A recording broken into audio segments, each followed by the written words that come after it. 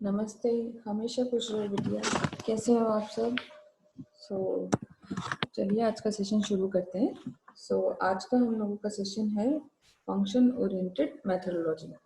Function oriented methodology क्या कहती है कि जब भी हम किसी सॉफ्टवेयर को डेवलप करते हैं या उसका रिलेशन में हम किसी भी उस चीज़ को किसी भी सॉफ्टवेयर को या फिर हम लोग क्या करते हैं एस्टिमेट करते हैं। वहाँ पे हम लोगों का क्या अलग अलग अप्रोचेस हम लोग यूज करते हैं, जैसे ऑब्जेक्ट ओरिएंटेड हो गया, फंक्शन पॉइंट हो गया। ऑब्जेक्ट ओरिएंटेड हो गया या फंक्शन एनालिसिस मेथड हो गया। क्या कहती है स्ट्रेटेजीज, कैसे हम लोग किसी सॉफ्टवेयर को डेवलप करने से पहले इन फंक्शन ओरिएंटेड स्ट्रेटेजी से हम लोग क्या समझते हैं। फंक्शन ओरिएंटेड स्ट्रेटेजी क्या कहती है हम लोगों की, ये फंक्शंस पर डिपेंड करती है। मतलब जैसे ये कहती है कि हम एक प्रॉब्लम को, एक बड़ी प्रॉब्लम को हम क्या करते हैं फर्दर छोटी छोटी प्रॉब्लम्स हम लोग डिवाइड कर देते हैं और उन छोटी छोटी प्रॉब्लम्स को हम लोग क्या करते हैं सोल्यूशन निकालते हैं। वो और मतलब तो बड़ी प्रॉब्लम छोटी छोटी प्रॉब्लम में डिकम्पोज हो जाती है और इसी की मदद से क्या हमारा एक टॉप डाउन स्ट्रक्चर हम लोगों का तैयार होता है। फिर हर लो लेवल स्ट्रक्चर के लिए हम लोग क्या करते हैं अलग अलग फंक्शंस और फंक्शन और उन हर छोटे छोटे लो लेवल के मॉड्यूल्स को हम लोग क्या करते हैं अलग अलग फंक्शनैलिटी प्रोवाइड करवाते हैं। Object oriented designing methodology in the designing process for software system has two levels. तो दो अलग अलग लेवल्स होते हैं जब फंक्शन ओरिएंटेड की मदद से हम लोग डिजाइनिंग टेक्निक यूज करते हैं। तो पहले में क्या होता है, at the first level the focus is on deciding which modules are needed for the system on the basis of SRS. SRS के बेसिस पे कौन सा मॉड्यूल आप यूज करते हो and how the modules should be interconnected, और ये अलग अलग मॉड्यूल्स एक दूसरे से कैसे इंटरकनेक्टेड होते हैं। function-oriented design is an approach to software design where the design is decomposed into a set of interacting units where each unit clearly have defined function.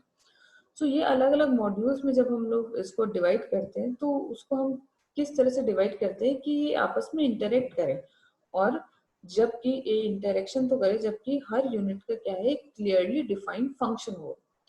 Her module क्या करती है क्लियरली डिफाइंड फंक्शन अपने साथ में लेके चलती है।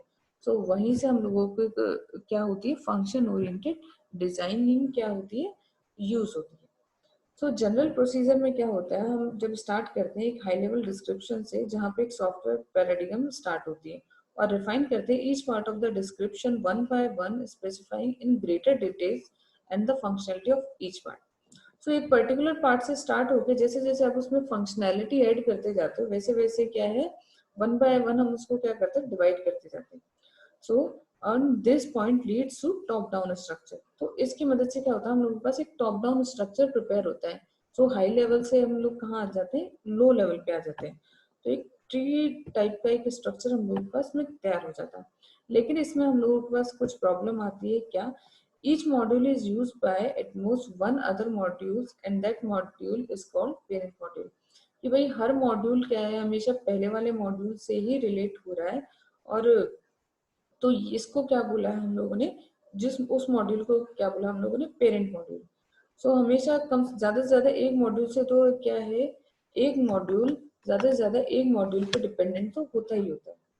इस प्रॉब्लम का हम लोगों के पास एक सोल्यूशन है कि हम लोग क्या करें एक ऐसा मॉड्यूल बनाए जो कि रीयूजेबल हो, मतलब designing of a reusable module, जिसमें क्या होता है it means the module use several other modules to do the required function. मतलब एक ऐसा रीयूजेबल मॉड्यूल बना दिया वो क्या करता है अलग अलग मॉड्यूल्स को यूज करता है अपना कोई भी फंक्शन परफॉर्म करने के लिए। ठीक, इसके अंदर जो हमारी प्रॉब्लम आ रही है उस प्रॉब्लम को हम लोगों ने सोल्यूशन भी प्रोवाइड किया है। अब यहाँ पे आ जाते हैं कि फंक्शन ओरिएंटेड डिजाइनिंग स्ट्रेटेजीज क्या होती है। जब भी हम बात करें कि किस तरह से हम लोग फंक्शन ओरिएंटेड डिजाइनिंग स्ट्रेटेजी की हम लोग बात करते हैं तो किस तरह से क्या है डिवाइड होती है। जब भी फंक्शन ओरिएंटेड डिजाइनिंग पता लगाने के लिए हम लोग क्या करते हैं उसको चार अलग अलग स्ट्रेटजीज का यूज करते हैं, जैसे डाटा फ्लो डायग्राम का, डाटा डिक्शनरीज का, स्ट्रक्चर चार्ट का या सूडो कोड का। तो ये सारी की सारी स्ट्रेटेजीज मिलके क्या करती है, फंक्शन ओरिएंटेड डिजाइनिंग मेथोडोलॉजी हम लोग की तैयार करती है। अब इसमें पहली स्ट्रेटेजी क्या है, डाटा फ्लो डायग्राम। तो data flow diagram maps out the flow of information for any process or the system. It uses the defined symbols like rectangles, circles, arrows, plus short text labels to show the data inputs, data output, storage point, and the routes between each destination. तो यहाँ पे ये क्या कर रही है, ये देखती है कि डाटा क्या है, कैसे एक सिस्टम से एक प्रोसेस से पास हो रहा है, और उसके लिए कुछ अपने सिंबल्स यूज करते हैं। तो जहाँ पे भी हम डीएफडी या डिक्शनरी या स्ट्रक्चर चार्ट या सूडो कोड यूज कर रहे हैं, तो इसका मतलब क्या है, तो इसका मतलब क्या है, हम फंक्शन ओरिएंटेड डिजाइनिंग यूज कर रहे हैं। सो अब इसके अंदर सेकंड है हम लोगों का डाटा डिक्शनरी। डाटा डिक्शनरी क्या है, एक सिंपल रिपोजिटरी है to store information about all data items. मतलब ये क्या कंटेन करता है, it contains data about the data. तो जो भी हम डाटा यूज कर रहे हैं, उस डाटा से रिलेटेड और जो भी एंटिटीज है, उस सबको हम लोग क्या कर रहे हैं, डाटा डिक्शनरी में यूज कर रहे हैं। जैसे at the information about all data items defined in DFD. At the requirement stage, the data dictionary contains data items. Data dictionary includes name of data item, alias, data description, data purpose, related data items, range of values, data structure, on definition. तो ये क्या कर रहा है, उस data के बारे में अलग अलग चीजों का पता रखता है, जैसे उसका नाम क्या है, उसका दूसरा नाम क्या हो सकता है, उसका डिस्क्रिप्शन क्या है, उसका पर्पस क्या है, और उससे रिलेटेड कौन से डाटा आइटम्स, उसका रेंज क्या है, और कौन सा डाटा स्ट्रक्चर वो यूज कर रहे हैं। तो डाटा अबाउट डाटा किस में चला गया, आपका डाटा डिक्शनरी में।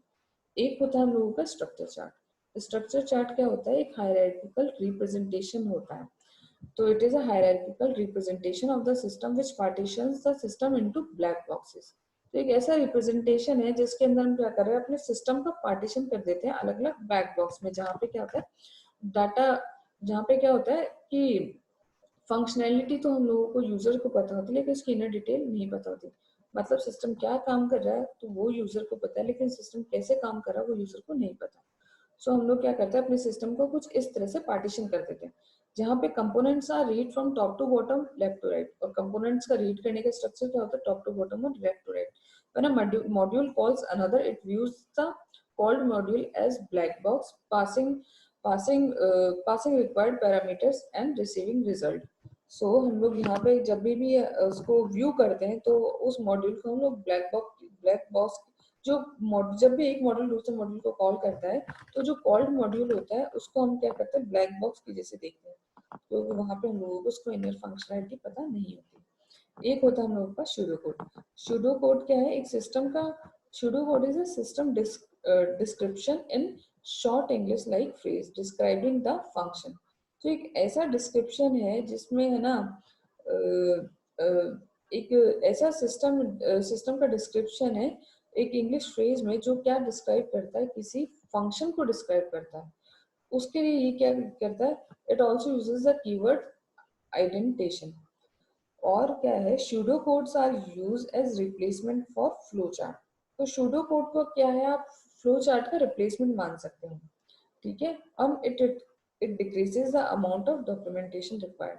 और इसकी क्या फंक्शनल इस डिस्क्रिप्शन हम बता सकते हैं इसके बारे में, कि ये क्या है, जो अलग अलग जो डॉक्यूमेंटेशन हम लोग यूज करते हैं, जितने अलग अलग डॉक्यूमेंटेशन यूज करते हैं, उसका टाइम को क्या करता है, उसके अमाउंट को क्या करता है, डिक्रीज करता है।